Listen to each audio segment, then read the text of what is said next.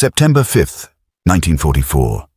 A damp, cellar-like office at Chef headquarters, Granville, France. 20 p.m. The air is thick with stale tobacco smoke and the metallic smell of defeat. But the Allies are winning. Colonel Norm Stacy, a logistics officer for the 21st Army Group, hasn't slept in 2 days. He's staring at a map that is, in his own words, a logistical nightmare. The problem is speed. D-Day was in June. The breakout in Normandy, Operation Cobra, was a spectacular success. General Patton is racing across France.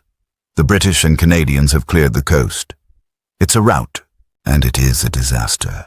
The Allied armies, all 2 million of them, are outrunning their supplies.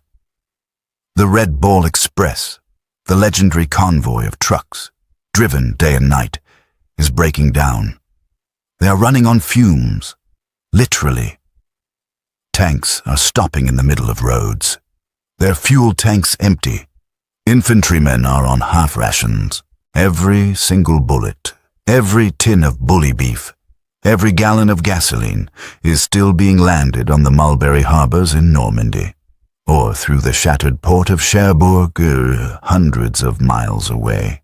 We are not being beaten by the Wehrmacht, Stacy mutters to his adjutant. We are being beaten by the map.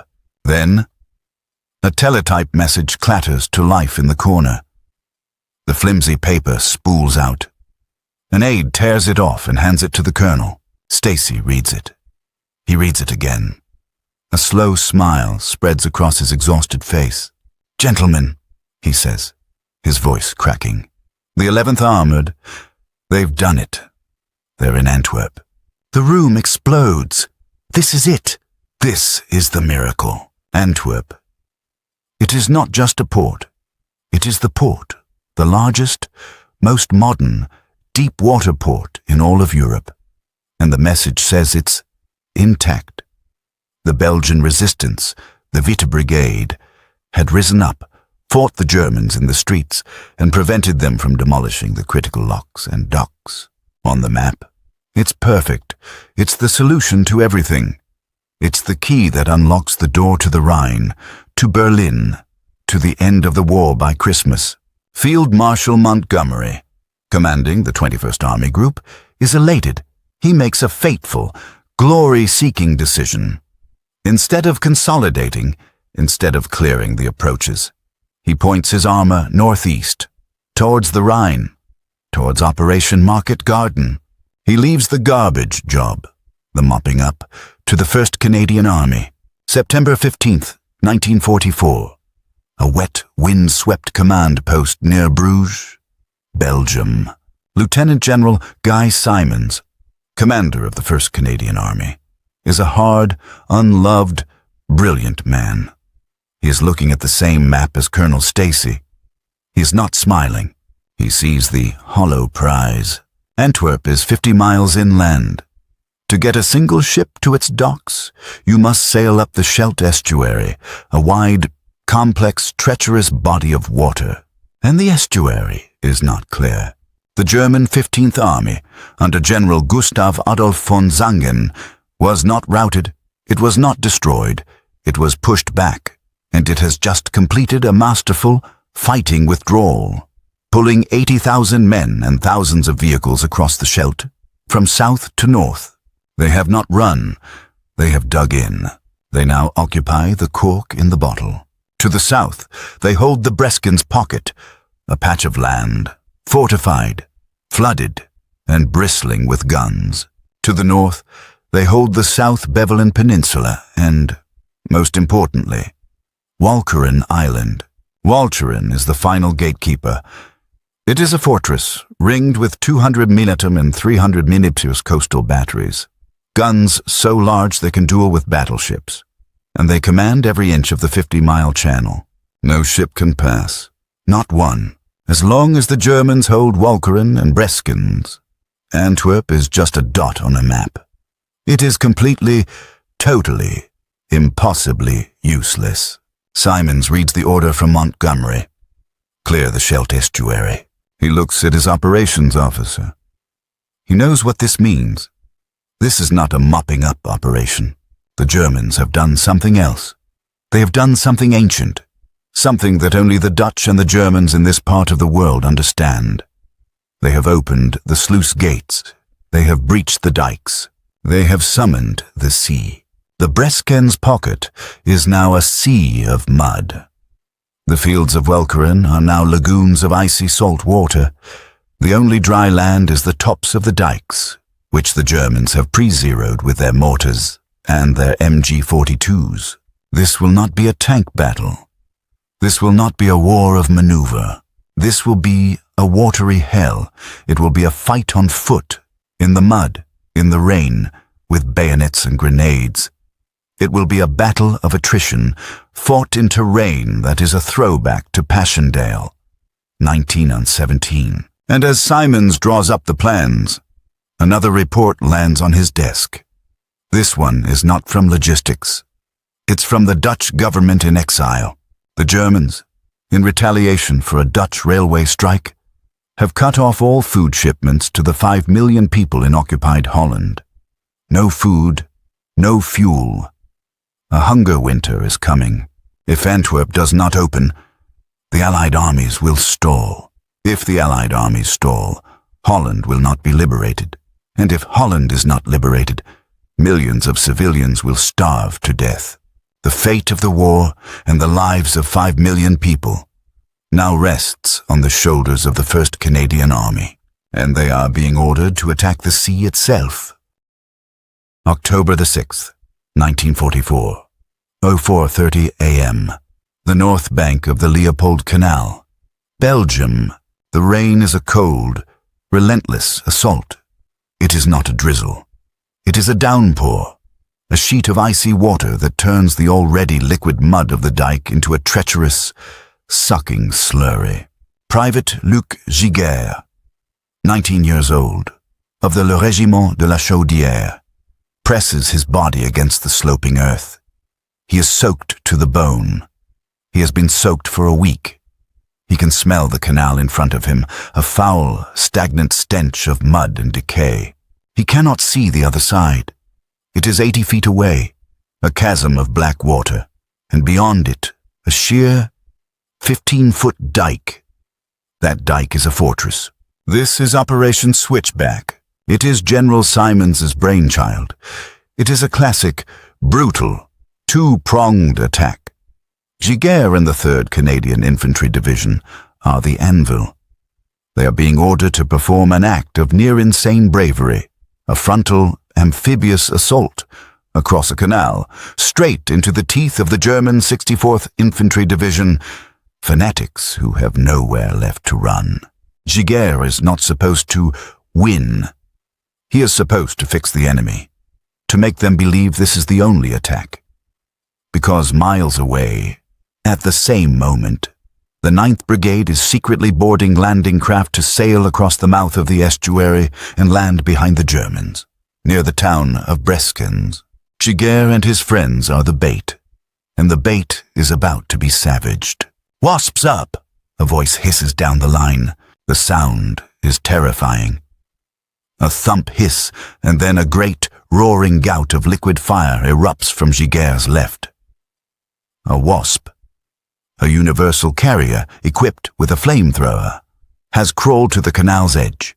It hoses the far bank with a 300-foot stream of burning jelly. For a split second, the world is illuminated.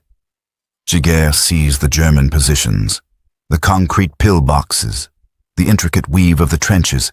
The Hitlers saw MG-42s aimed directly at them, and he sees the German soldiers, their faces skeletal in the orange light, bringing their own mortars to bear. Go, go, go! The artillery barrage that has been pounding the far bank for hours reaches a new, screaming crescendo. The earth doesn't just shake, it jumps. Giguère's platoon sergeant kicks him. "Move, putain, move!" They are not in the assault boats. Those are for the first wave, the Royal Winnipeg Rifles, the Regina Rifles. Giguère's job is to follow. He slithers up and over the dike. The scene below him is a nightmare. The first assault, in flimsy storm boats, is being annihilated. The MG-42s have opened up, their tracers a solid, green line of death. Mortar rounds are landing in the water, sending up 40-foot columns of mud and body parts. But the wasps are working. Another stream of fire hits a pillbox. The machine gun stops. Bridge is down. Engineers have done the impossible. Under fire, they have manhandled a kapok bridge across the canal.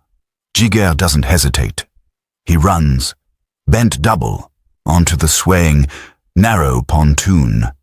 Men are falling off, hit, vanishing into the black water with a quiet plop. He keeps his eyes on the far bank. He makes it.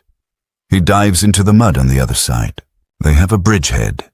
It is 50 yards deep, and it is costing them a man every second. October 10th, 1944. The Breskens' pocket. 4 days later. Giguère no longer knows what day it is. He no longer knows what it is to be dry. The Breskens' pocket is not land. It is a tactical abstraction. The Germans have blown the dikes. The entire 40-square-mile pocket is a flooded coastal plain. It is a sea of grey, icy water, 3 to 6 feet deep. The only dry land is not dry. It is the narrow, raised tops of the dikes that crisscross the landscape. It is the small islands, or terps, where farmhouses, now turned into concrete bunkers, stand. And Giguère's company is being ordered to take one. It's a farm, the lieutenant says, his voice hollow, his eyes glassy with exhaustion.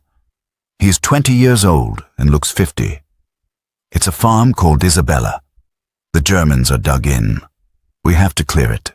He points, across 800 yards of open water. How? A private from New Brunswick asks. We wade. They move at night. There is no other option. To move on a dike top in the day is to be instantly vaporized by a pre-zeroed German 88. Giguère steps off the road into the water. It's so cold, it steals his breath. It's at his chest. His wool battle dress soaks it up, becoming a 100-pound anchor of misery. He holds his Lee Enfield rifle above his head. They wade. For 2 hours.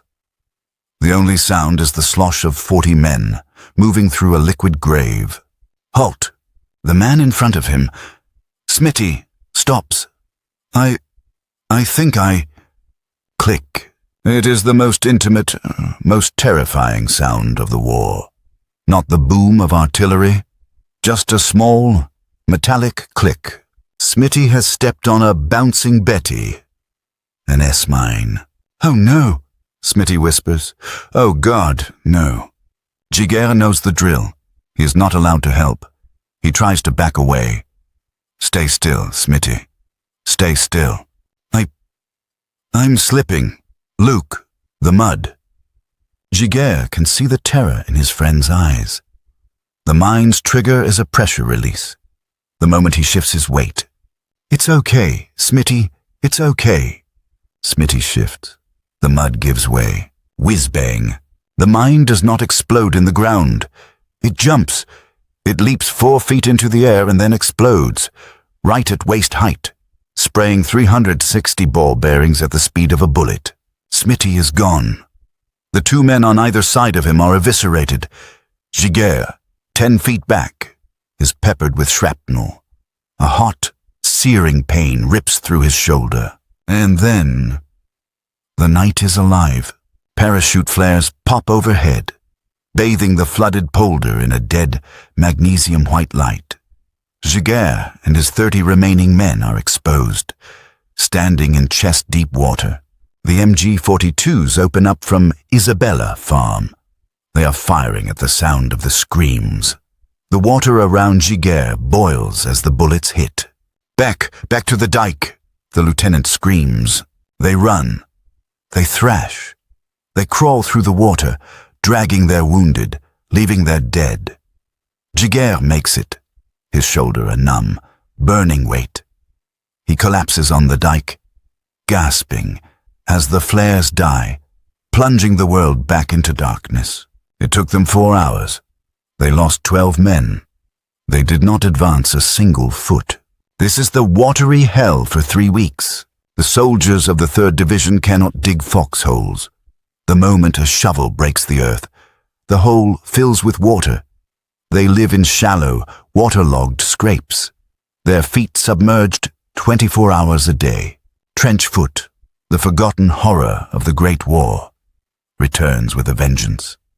Giguère watches men twice his size weep as they are carried away. Their feet, after 10 days in the water, are no longer feet. They are swollen, purple, gangrenous stumps. The skin sloughs off in the mud. Supplies are an equal nightmare. Jeeps cannot move. Tanks are useless. The only way to get food and ammunition forward is with amphibious buffalo LVT carriers. The men cheer them like gods. The buffaloes swim across the flooded fields, bringing hot tea, boxes of 303 ammunition, and, most importantly, taking the wounded out. But the Germans know this. They have mined the polders. An LVT, loaded with casualties, hits a teller mine. The explosion is a geyser of water and steel. It sinks in 30 seconds. All hands are lost. The Canadians are not fighting an army. They are fighting a landscape. They are fighting the sea. And they are paying for every yard of mud with their best blood. The Royal Highland Regiment, the Black Watch, is mauled in an attack. The North Shore Regiment, heroes of D-Day, are fighting for their lives to hold a tiny bridgehead. The question echoes in the ranks. Why? Why here? Who cares about this god-forsaken mudflat? They don't know about Antwerp. They don't know about the 5 million starving Dutch. They only know about the water, the cold, and the click of the S-mine. Finally, on October 21st, after 15 days of this purgatory, Giguère's platoon, now 11 men, is holding a dike. He sees movement across a polder. He raises his rifle. "Don't shoot," a voice yells. In a Canadian accent, it's a patrol from the 9th Brigade, the men who landed behind the Germans. They, too, have been fighting in their own watery hell for 2 weeks. They have linked up. The pincer has closed. Giguère, his shoulder bandaged, watches them. They are as filthy, as wet, and as exhausted as he was. An officer from the 9th Brigade shakes his lieutenant's hand. "Well, glad that's over. We've got the South Bank." Giguère's heart leaps. It's over. Then the lieutenant, his face black with mud and stubble, turns and points. He points north, across the 3-mile-wide estuary. "Good job, boys," the lieutenant says, his voice devoid of all emotion. The Breskin's pocket is secure. Giguère looks. He can just see the dark mass on the other side. A coastline? Now, the lieutenant says. "We just have to take that." That is Walcheren Island, the main fortress, the cork in the bottle. They have just survived 3 weeks of hell, losing thousands of men to clear the South Bank, and the port is still closed. October 22nd, 1944. A flooded apple orchard, South Beveland Peninsula. Private Giguère and the 3rd Division are given a reprieve. They are, for the most part, broken. The trench foot, the casualties, and the sheer mental exhaustion of the Breskin's pocket have shattered them. The watery hell is over. Now, the land-based hell begins. The 2nd Canadian Infantry Division takes over. Their objective is the South Beveland Peninsula, the long, narrow isthmus of land that is the only land route to the fortress of Walcheren Island. And, like everything in the Scheldt, it is a nightmare. The Germans, predictably, have blown the dikes. The peninsula is a 20-mile-long swamp, except for one thing, the main road and the railway line next to it, which run down the peninsula's spine on a high, elevated embankment. It is the only dry ground for miles. For the Canadians, This road is not a route. It is a death trap. There is no room to maneuver, no room for tanks, no room for flanking. It is a 20-mile-long trench, and the Germans are waiting. Lieutenant Red Donaldson of the Calgary Highlanders stands in the mud of the orchard, his binoculars trained on the next objective, the village of Woensdrecht. It's a small cluster of brick houses, but it sits on high ground, controlling the entrance to the peninsula. "They're not giving this up," he mutters to his sergeant. "They're dug in. They've got 88s. The attack on Woensdrecht is a meat grinder. The Highlanders, the Black Watch, Le Régiment de Maisonneuve, they throw themselves at the position. The Germans, elite paratroopers and stomach battalion troops, men with ulcers and other ailments, deemed unfit for other fronts, but who fight like demons for their homeland, are in the cellars, the attics, and the barns. It is a close, filthy, grenade and bayonet fight. A man's war. Donaldson's platoon finally takes a brick farmhouse. They kick in the door to the cellar. 2 German paratroopers, 17 years old, are waiting. They fight with boot knives and trench shovels until they are shot. Point blank. The Canadians are not just tired, they are becoming hateful. This is not a war of liberation, this is a war of extermination, for a piece of mud no one wants. After a week of this, a week of pushing the Germans back, yard by bloody yard, down the narrow, swampy peninsula, they finally see it. October 31st, 1944, 04 a.m., the eastern end of the Walcheren Causeway. Lieutenant Donaldson is now at the very end of the line. The South Beveland Peninsula has ended. In front of him is the objective. It is a bridge, a causeway. It is 200 yards long, 40 yards wide. It is a perfectly straight, elevated road of asphalt and stone, connecting South Beveland to Walcheren Island. On the other side of that causeway, the Germans are waiting. They have 20mm flak cannons, MG-42s in concrete pillboxes, and mortars pre-zeroed on every single inch of that road. The mud flats on either side of the causeway are too soft for a man to walk on. They are a sucking ooze. There is no way to go around. There is no way to go under.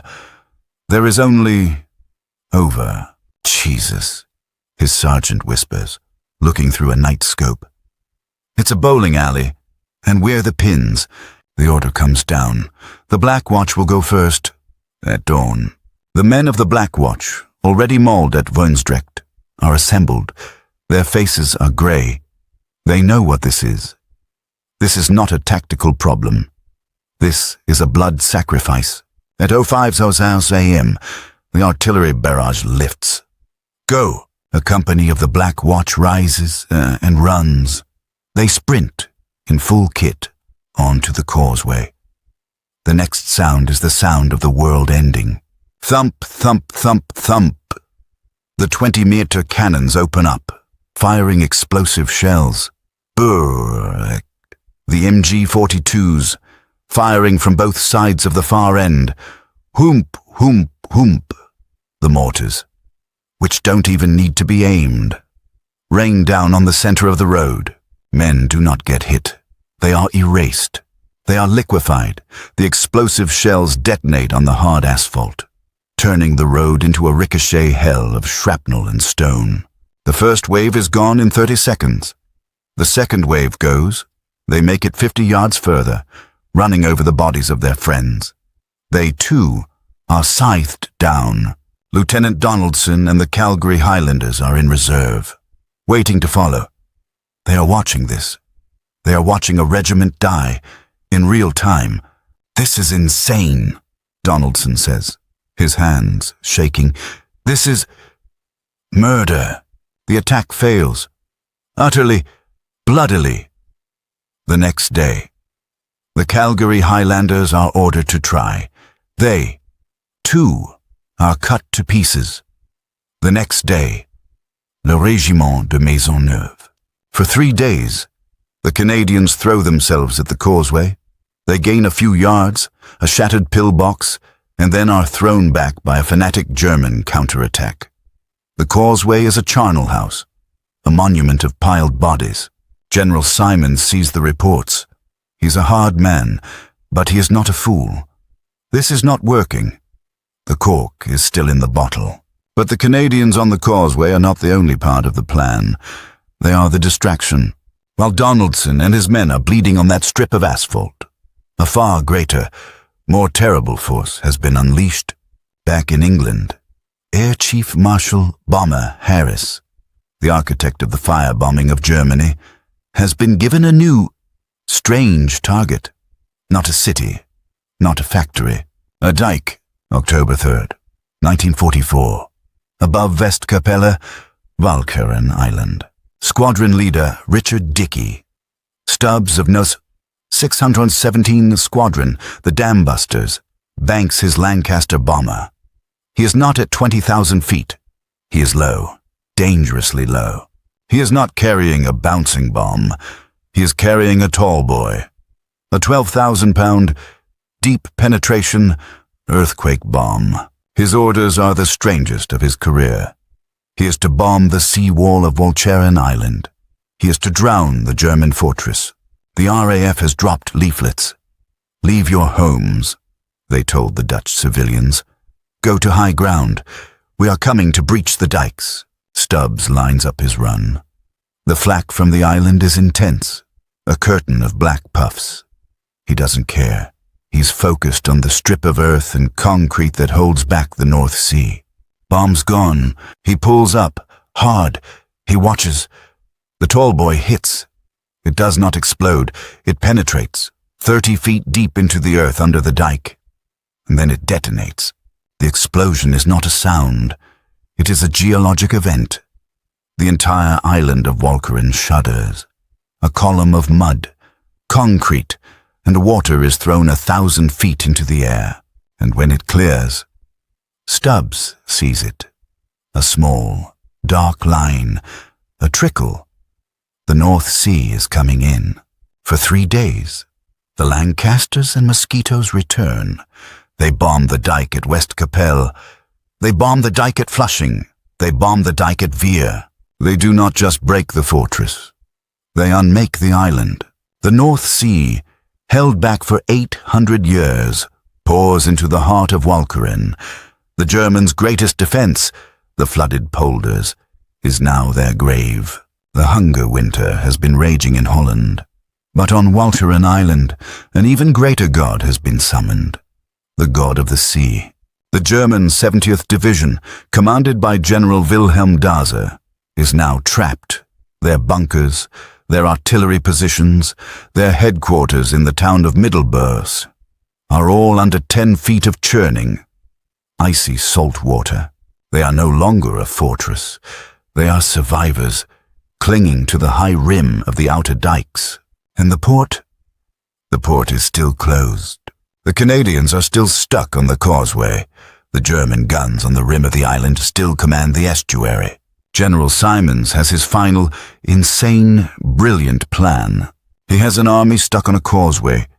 He has a flooded, ruined island, and he has a new gap in the seawall, 300 yards wide. He is not going to just attack from the land. He is going to attack from the sea. He is going to launch an amphibious assault with Royal Marine Commandos through the gap into the flooded island. He is going to attack the fortress from the inside. November 1st, 1944, so TM, off the coast of Westkapelle, Walcheren Island. The North Sea is a heaving, grey monster. The wind is a 40-knot gale, throwing spray that freezes on contact. Sub-Lieutenant Richard Tug Wilson, Royal Navy, is clinging to the rail of his landing craft, gun LCG. He is 20 years old, and he is steering a 300-foot floating gun platform directly at the most heavily fortified coastline in the world. He is not alone. Around him is a bizarre, desperate armada. This is Operation Infatuate. There are no battleships, except for one, far out, the grand old lady, HMS Warspite, veteran of Jutland, is turning broadside. Her 15-inch guns are about to speak. Closer in, it's a Spitkit fleet. LCGs, landing craft, flak LCFs, and 28 small, slow, unarmored landing craft. Support LCS, whose only job is to get close and fire smoke rockets.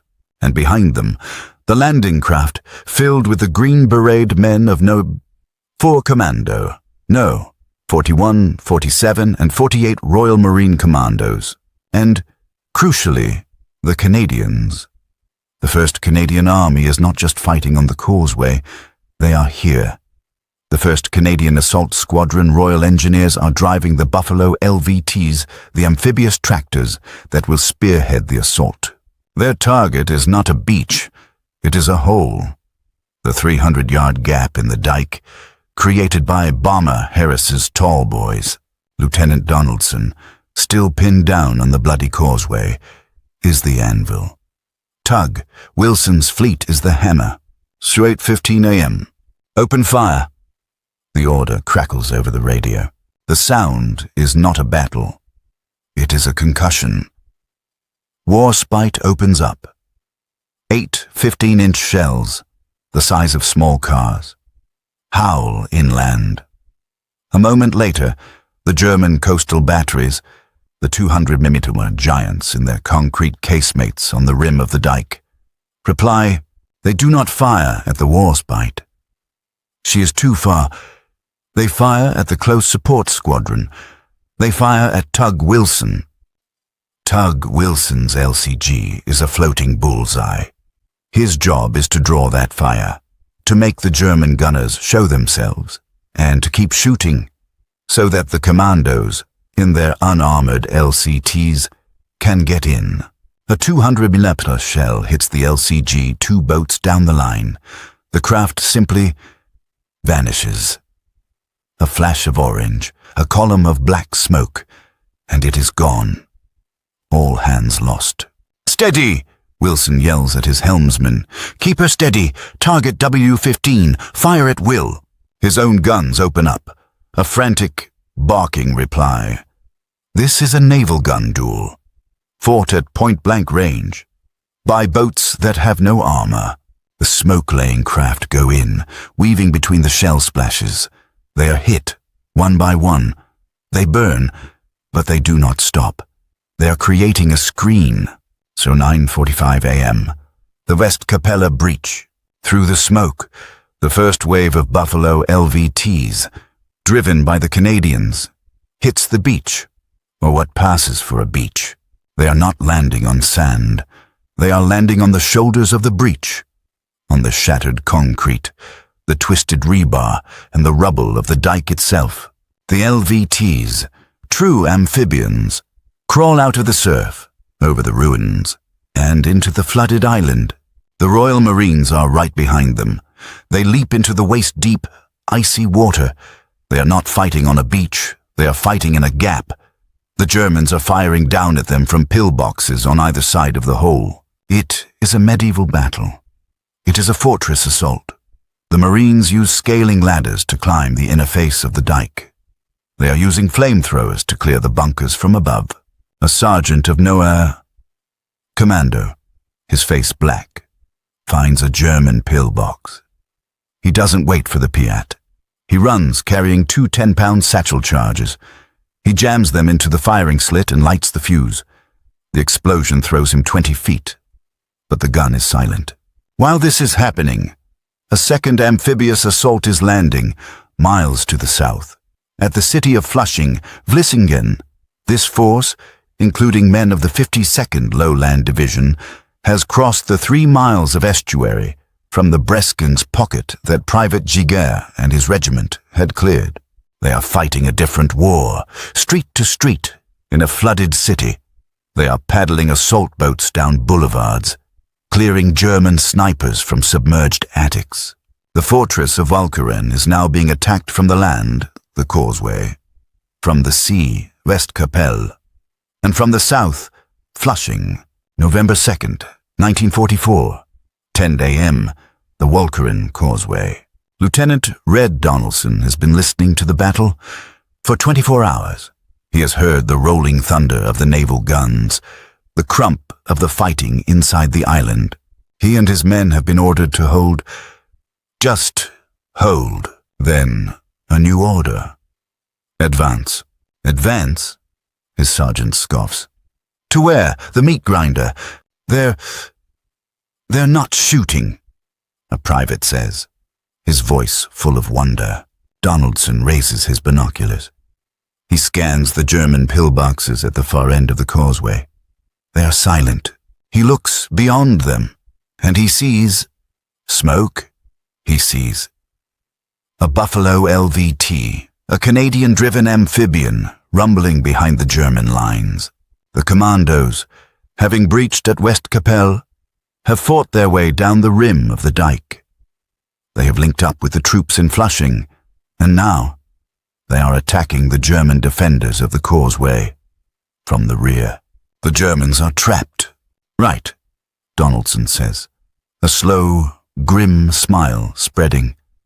They've had their fun. He stands up.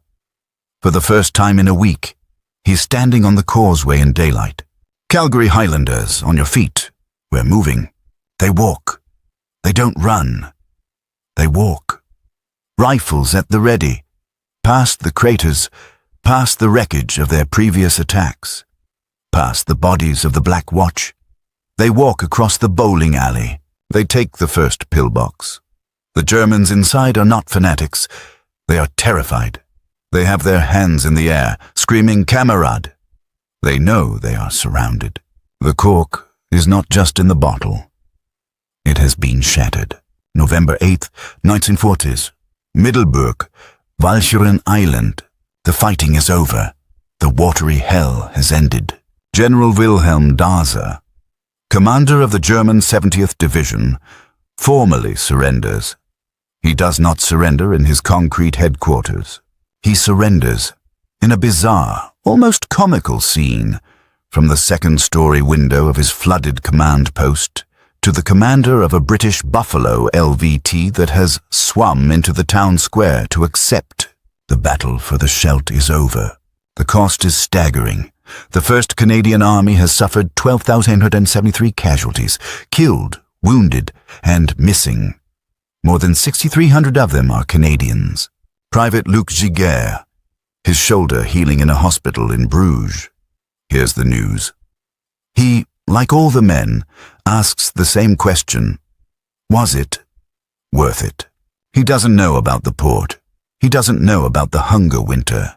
He only knows that his friend Smitty is gone and that his feet are finally dry. But the work is not done. The battle is over. The job is not. November 10th, 1944. The Scheldt estuary. The battle is won. The estuary is not open. The 50-mile channel, now free of German guns, is a new kind of hell. It is the most densely mined body of water in the world. Rear Admiral H.T. Bailey Groman, in charge of opening the port, is facing an impossible deadline. He has a fleet of 100 minesweepers, and they are now in their own kind of war. They are not just clearing standard naval mines. The Germans, in a final act of spite, have dropped thousands of new, sophisticated pressure mines, designed to be triggered by the change in water pressure from a large ship passing over them. They are virtually unsweepable. The only way to clear them is to trigger them. For the next 3 weeks, the Royal Navy plays a terrifying game. They sail empty, sacrificial ships up the channel, hoping to detonate the mines. They lose ship after ship. But the work is the minesweepers. Small, wooden-hulled flotillas, manned by naval reservists. They chug up and down the channel, sweeping for the moored mines. Their crews watching the water for the black, horned spheres. Mine on the port bow. A sailor with a Lee Enfield rifle steps to the rail, aims, and shoots at the mine, trying to detonate it before it hits the hole.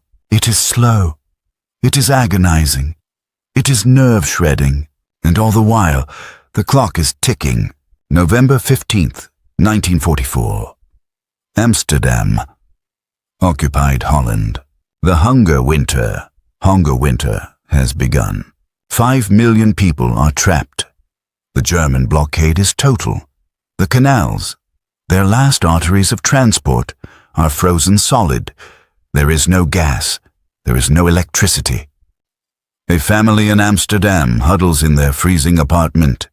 The father is burning the floorboards of the room upstairs to create a tiny, smoky fire. The daily ration, when it's available, is 2 slices of bread, made mostly of sawdust, and a single potato. Children are beginning to die. First, the old and the sick. Now, the young. They are boiling tulip bulbs, a desperate, acrid-tasting source of starch, just to feel something in their stomachs. The Allied armies, stalled at the Rhine, cannot reach them. The only hope is a rumor, a whisper, that the port of Antwerp has been captured, that food is coming, but the port remains closed. The minesweepers are still, painstakingly, clearing the Scheldt. Every day a minesweeper is blown up in the estuary is another day of starvation in Amsterdam. November 26th, 1944. Antwerp docks. The city is holding its breath. The weather is grim. A cold, sleeting rain. At 14:00 p.m., a lookout spots it. A smudge of smoke on the horizon. It's a ship. She is not a warship. She is a Canadian-built Fort-class merchant vessel. Her name, by a quirk of fate, is the SS Cataraqui. She has sailed from Normandy, loaded with 10,000 tons of ammunition, food, and medical supplies. She is the first. The test. She steams slowly up the 50-mile channel, following the exact, narrow path cleared by the minesweepers. Every man on her deck is watching the water. At 14:30 p.m. she passes Flushing. At 15:00 p.m. she passes the ruins of the Breskens Pocket. At 16:00 p.m. she enters the locks of Antwerp. The port, the prize, the miracle is open. The city of Antwerp explodes in a joy that is almost violent. The Witte Brigade, the resistance fighters who saved the docks, are weeping in the streets. Church bells, silent for 4 years, begin to ring. Lieutenant General Guy Simons, the hard, unloved architect of the battle, stands on the dock, his face a mask. He watches the Cataraqui tie up. He is not watching a ship. He is watching his victory. He is watching the 6,300 dead Canadians, the 12,000 casualties, finally be justified. December 1944, March 1945. The Cataraqui is not a test. It is the breach in the dam. The day after her, 10 ships arrive. The week after, 50. By January, Antwerp is the single busiest, most important port on Earth. Over 20,000 tons of supplies are being unloaded every single day. The Red Ball Express is obsolete. The Allied armies are no longer running on fumes. They are being given a tidal wave of steel, fuel, and food. General Patton's Third Army, stalled in France, is refueled and rearmed. The final push to the Rhine, the advance into Germany, is now possible. The war, stalled for months, lurches forward again, its engine fed by the docks of Antwerp. But the port is not just feeding the war. It is feeding the people in Holland. The Allies, now with a port, can finally act. They begin Operation Manna, RAF Lancasters. The same planes that breached the dikes now fly a different mission. They fly low over the starving cities, not with 12,000-pound bombs, but with 12,000-pound cargoes. They drop sacks of flour, tins of milk, and crates of spam to the skeletal. Weeping crowds in the streets. The hunger winter is broken. The food, all of it shipped through Antwerp, has arrived. 5 million people are pulled back from the brink of annihilation. Private Luc Giguère survived. He was one of the lucky ones. He was declared unfit for further combat duty due to his shoulder wound and the severe, lasting damage of trench foot. He was sent home to Quebec in early 1945. He never spoke of the Scheldt. He never spoke of Smitty. He never spoke of the smell of the canal or the feeling of wading into that icy, black water. Like most of Canada, he forgot. There were no parades for the Battle of the Scheldt. It was not a glamorous victory. It was not D-Day. It was not the liberation of Paris. It was a slow, filthy, grinding, necessary job. It was a battle fought in mud and water by men who were wet for 30 days. It was a garbage job.